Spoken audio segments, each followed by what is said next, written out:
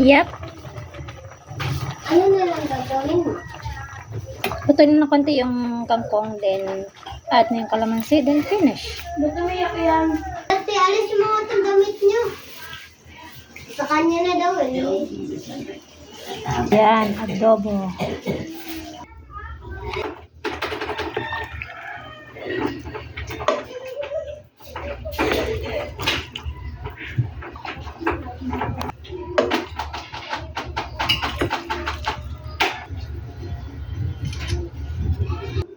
Ano ba?